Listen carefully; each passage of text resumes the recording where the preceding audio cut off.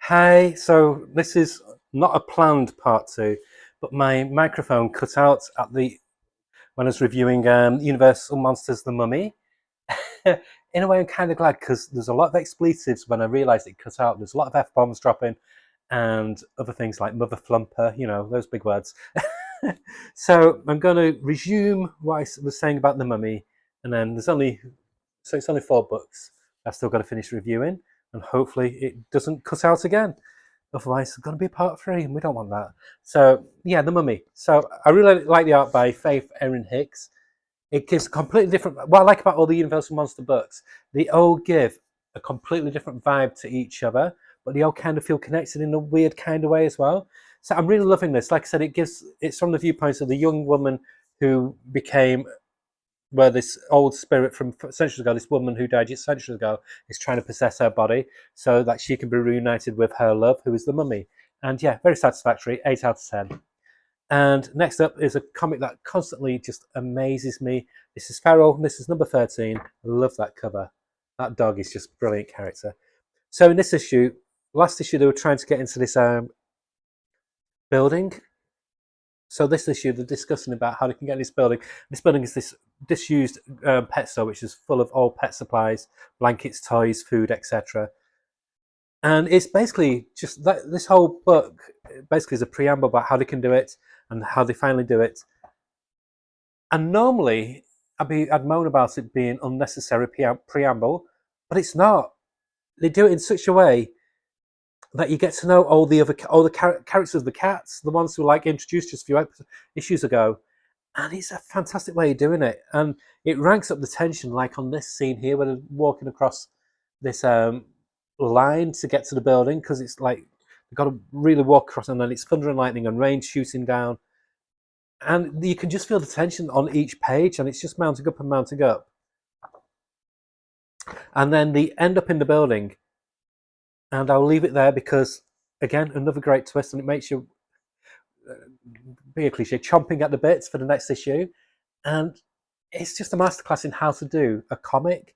It should not work. I mean, this is basically what Chip Down meets Walking Dead, or even Plague Dogs, I guess. And it's just fantastic. It's still one of my favourite comics. 9 out of 10, just a wonderful comic. And then another comic that I have no right liking because I've no loyalties to the brand, no interest in anything else to do with it. But I'm really enjoying G.I. Joe, and I'm loving the new art team. I think it's just on this, there. I think they're just on for this story arc, Andrea Milana.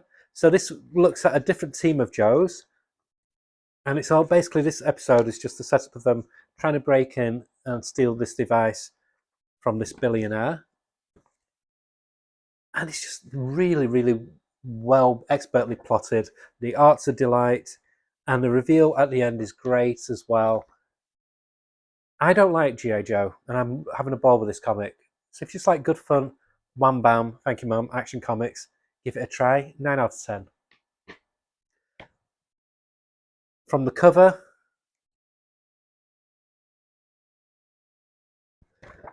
through to the interior pages, this comic is just wonderful. This is Solomon Kane, The Serpent Ring. This is issue 3. Basically, Patrick Zircher, or Patch Zircher does the writing and all the artwork and some of the colouring on the pages as well. It is just gorgeous. I love the whole Conan universe, or Robert E. Howard universe, what Titan are doing now. This stands side by side at equal footing with the regular Conan comic. Who knew Patch Zircher could be such a good writer? He has nailed the voice of Solomon Kane, this gruff Englishman who's deeply religious, and his religion, and he has a lot of conflicts with his religion as well because he's religious, but he's a deeply violent man as well, and he's got to control these violent urges, and he doesn't always.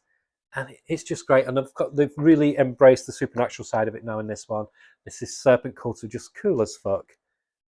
Like that page is just wonderful. It's got wonderful art, wonderful colouring, great dialogue, and you get a lot of pages for $4.99. There's only nothing's wasted. It's all tied into the comic. You get a map, you get a bit of back data, showing you different covers. And the pages, the story is about 27 pages, something like that. It's just great. It's a really good fantasy romp, and yeah, 9 out of 10. I mean, this is how it should be. You should be getting comics where they shouldn't really be dropping lower than an 8 out of 10 on a regular basis. And this is what I'm finding with what I'm getting my series to how I like them. So I'm afraid I'm not going to have many negative reviews because if I don't like a comic, it's gone. I'm not going to wait and wait. What I'll do sometimes, I'll put it on a back burner, just not buy it for a few months, and then I'll give it a try like I did with Nightwing. And suddenly, lo and behold, it's great. But if it wasn't, I'd try one issue and then stop it again. So yeah, that's it. So this is a very brief addendum to the main chunk of the review show. But I am doing some more recording soon, so I'm not going to be one of those who's got to change what they're wearing for each video. Stupid. Okay, bye.